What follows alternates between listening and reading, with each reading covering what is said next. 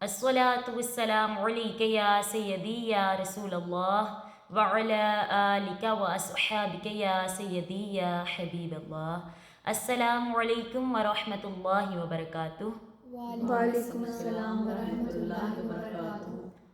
سب کو میری طرف سے ماہ رمضان کی بہت زیادہ مبارک ہو، اور دعا ہے اللہ رب العزت سے کہ یہ مبارک مہینہ ہم سب کے لیے باعث رحمت اور باعث برکت ہو، اور اللہ رب العزت ہم سب کو اس مہینے کی رحمتیں برکتیں سمیٹنے کی توفیق عطا فرمائے، اور اللہ رب العزت ہم سب کو اس ماہ مقدس کے ادب و احترام کرنے کی توفیق عطا فرمائے، اور اللہ رب العزت ہم سب کو اس ماہ مبارک کے صدقے اپنے مقرب بندوں میں شمار فرمائے۔ چونکہ یہ وہ مہینہ ہے کہ جس کے بارے میں اللہ رب العزت قرآن پاک میں پارہ نمبر 2 سورہ بقرہ میں فرما رہا ہے، شہر رمضان الذی انزل فیہ القرآن، کہ رمضان کا مہینہ وہ مہینہ ہے جس میں قرآن نازل ہوا۔ اس لیے میری یہ کوشش ہے کہ چونکہ یہ وہ مہینہ ہے جس میں قرآن نازل ہوا، تو میری کوشش ہے کہ میں اس مہینے میں جہاں تک ہو سکے ہمیں چاہیے کہ ہم قرآن پاک کو سیکھیں، کیونکہ نبی کریم صلی اللہ علیہ وآلہ وسلم کا فرمان عالی شان ہے، خیرکم من تعلم القرآن وعلمہ، کہ تم میں سے بہتر وہ ہے جو قرآن سیکھے اور دوسروں کو سکھائے۔ اور پڑھنا اور سیکھنا دو الگ الگ چیزیں ہیں۔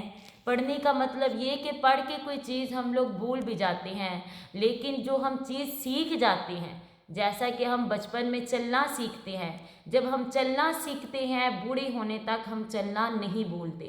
اگر ہم کسی بھی ملک میں رہتے ہیں تو ہم اپنی زبان مادری زبان سیکھتے ہیں، جب ہم بولنا سیکھتے ہیں تو ہم اپنی زبان کو کبھی بھی نہیں بھولتے۔ کسی بھی ملک میں چلے جائیں گے، واپس آئیں گے تو ہم اپنی زبان کو نہیں بھول سکیں گے۔ ان کی جو زبان ہوگی اس کو بھول جائیں گے، لیکن اپنی زبان کو نہیں بھولیں گے، کیونکہ ہم نے اس کو سیکھا ہے، ہم نے اس کو یاد نہیں کیا۔ تو اس لیے فرمایا کہ تم میں سے بہتر وہ ہے جو قرآن سیکھے اور دوسروں کو سکھائے۔ سب سے پہلے ہم نے تجوید کے ساتھ قرآن پاک کو سیکھنا ہے، یعنی کہ کس طرح قرآن پاک جس طرح ہمارے پاس یعنی نبی کریم صلی اللہ علیہ وآلہ وسلم پر نازل ہوا، ہمارے پاس آیا، اسی طرح ہم نے کوشش کرنی ہے کہ ہم نے قرآن پاک کو سیکھنے کی کوشش کرنی ہے، کیونکہ قرآن پاک کے کچھ الفاظ ایسے ہیں کہ جب ہم حرف کے پڑھنے میں ہی غلطی کر دیتے ہیں تو وہ اس کا مطلب بالکل چینج ہو جاتا ہے۔ جیسا کہ ہم پڑھتے ہیں قل کا مطلب ہے اے محبوب صلی اللہ علیہ وآلہ وسلم فرما دیجئے یا پھر کہہ دیجئے، جبکہ ہم اگر قاف کو پر پڑھنے کی جگہ ہم قاف کو ترقیق پر کہتے ہیں، موٹے کو ترقیق کہتے ہیں باریک کو، اگر ہم قل کی جگہ کل پڑھ دیں یعنی کہ قاف کی جگہ کاف پڑھ دیں تو اس کا مطلب کل پڑھ دیں تو اس کا مطلب بن جائے گا کھا لیجیے۔ جیسا کہ فرمایا قل هو اللہ احد، اے محبوب صلی اللہ علیہ وآلہ وسلم فرما دیجئے کہ وہ اللہ ایک ہے۔ تو اگر ہم پڑھ دیں قل هو اللہ احد، معاذ اللہ اس کا مطلب اتنا بدل جائے گا کہ کھا لیجئے کہ وہ اللہ ایک ہے، اللہ معاف فرمائے۔ تو ایسے ہی اگر ہم کہیں کہ قلب قاف کو پر پڑھے قلب، ٹھیک ہے، یہ میں مثال کے طور پہ بتا رہی ہوں کہ اس کا مطلب ہے دل، تو اگر ہم پڑھ دینا قلب اس کا مطلب بن جائے گا کتا، اگر قاف کی جگہ کاف پڑھ دیں گے تو یہ کتنا مطلب چینج ہو جائے گا۔ اسی طرح تجوید کا علم ہمارے لیے جاننا بہت ضروری ہے، تجوید کا علم ہمارے لیے بہت ضروری ہے، یہ قرآن کریم، حدیث شریف اور اجماع امت تینوں سے ثابت ہے۔ قرآن کریم میں اللہ تعالیٰ کا حکم ہے وَرَتِّلِ الْقُرْآنَ تَرْتِيلًا، یعنی سورۃ المزمل میں پارہ نمبر 29 میں رب فرما رہا ہے قرآن مجید کو خوب ٹھہر ٹھہر کر صاف صاف پڑھو۔ اور حدیث شریف میں نبی کریم صلی اللہ علیہ وآلہ وسلم نے ارشاد فرمایا ان اللہ یحب ان یقرأ القرآن کما انزل، کہ بے شک اللہ تعالیٰ پسند فرماتا ہے کہ قرآن مجید اسی طرح پڑھا جائے جس طرح نازل کیا گیا۔ ایک اور حدیث شریف میں نبی کریم صلی اللہ علیہ وآلہ وسلم نے اس طرح نبی کریم صلی اللہ علیہ وآلہ وسلم نے فرمایا رب قارئ للقرآن والقرآن یلعنہ، کہ بہت سے قرآن پڑھنے والے ایسے ہیں کہ قرآن ان پر لعنت کرتا ہے۔ استغفر اللہ کہ بعض لوگ قرآن پاک کو اس طریقے سے پڑھتے ہیں کہ اس کا مطلب ہی بدل جاتا ہے. یعنی کہ ایک تو ہوتی ہے لحن کا مطلب ہے غلطی اور لہجہ. ایک لحن جلی ہوتی ہے اور ایک لحن خفی ہوتی ہے. لحن جلی میں 4 چیزیں آ جاتی ہیں.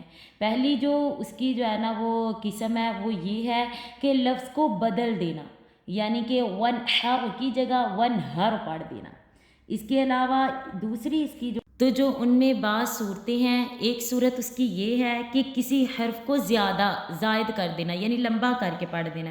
جیسے الحمد کی جگہ الحمد، للہ کی جگہ للہ، یعنی کہ لفظ کو بڑھا کے پڑھا جا رہا ہے. اور تیسری صورت اس کی یہ ہے کہ کسی حرف کو گھٹا دینا، یعنی کم کر دینا، جیسے ایاکا کی طرح ایاکا پڑھ دینا. تو یہ اس کے ساتھ قرآن پاک کا مطلب بھی بدل جاتا ہے. اور چوتھی اس کی صورت یہ ہے کہ حرکات اور سکون میں غلطی کرنا، یعنی کہ ساکن سکون جو ہے نا وہ ساکن کی جمع ہے، ٹھیک ہے. اور حرکات کہتے ہیں زبر زیر پیش کو حرکت کہتے ہیں، ٹھیک ہے. تو یہ زیادہ ہے تو زائد کے لیے حرکات ہو جائے گا. تو جیسے ختم اللہ کی جگہ. اور لحن جلی کا حکم کیا ہے کہ اس طرح پڑھنا سننا دونوں ہی حرام و ممنوع ہے. استغفر اللہ. بعض جگہ معنی بدل جاتے ہیں جس سے نماز بھی نہیں ہوتی. تو یہ ہمارے لیے تجوید کا علم جاننا علم رکھنا بہت ضروری ہے. اور لحن خفی وہ ہے کہ ان صفات کو ادا نہ کرنا جو تحسین حروف سے تعلق رکھتی ہو، یعنی کہ حروف میں جس کے ساتھ خوبصورتی پیدا ہوتی ہو. مثلا اسم اللہ کے لام سے پہلے زبریاں پیش ہو تو اس کو پر پڑھا جاتا ہے. پر کہتے ہیں یعنی کہ موٹا پڑھا جاتا ہے. اللہ اس طرح کر کے پڑھیں گے. تو اسلام کو جہاں جس کے پہلے اسم اللہ سے پہلے زیر آ جائے تو اس کو جو ہے نا ہم باریک پڑھیں گے. جیسے ہم پڑھتے ہیں بسم اللہ بسم اللہ، جبکہ ہم کیونکہ میم کے نیچے زیر آ گئی ہے، اگر ہم جو ہے نا وہ اللہ پڑھیں گے زبر اس سے پہلے آئے گا، جیسے رسول اللہ، تو اس کو پر یعنی موٹا کر کے پڑھیں گے. اس طرح پڑھنا مکروہ ہے، ایسی غلطی سے بھی بچنا چاہیے. اور ہم نے سب سے پہلے حروف چونکہ ہم نے پہلے تجوید کا سیکھا ہے کہ تجوید کی جو ہے نا اہمیت جاننی ہے، اب ہم نے حروف تہجی سے شروع کرنا ہے. یہ 29 حروف ہیں. اگر ہمیں یہ پڑھنے آگے نا، ان کو ہم نے سیکھ لیا تو ہمارے لیے قرآن پاک کو پڑھنے میں بھی آسانی ہوگی. تو مخارج ہم نے سیکھنے ہیں. مخارج چونکہ مخرج کی جمع ہے، مخرج کے معنی ہے نکلنے کی جگہ، اور اصطلاحی معنی جہاں سے کوئی حروف ادا کیا جائے. تو اس لیے میں کوشش کرنے لگی ہوں کہ ہم سب آسان الفاظوں میں سب سیکھ سکیں، اور اس طریقے سے میں پڑھانے کی جو ہے نا وہ کوشش کرنے لگی ہوں.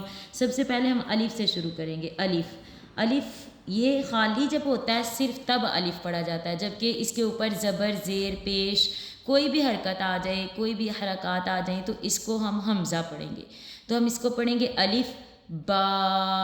سب کوشش کیجئے گا اس طرح پڑھنے کی. با یعنی کہ تری سے، ہونٹوں کی تری سے ادا کیا جائے گا. جو ہونٹوں کا تر حصہ ہے نا وہاں سے ادا کیا جائے گا. با. تا جو ہے یہ ہماری جو نوک زبان ہے نا، یعنی کہ فار ایگزامپل آپ یہ سمجھ لیں کہ یہ با اس طرح پڑھیں گے کہ ہماری ہونٹوں کا جو تر حصہ ہے، سمجھ لیں کہ یہ ہماری ہونٹوں کا تر حصہ ہے.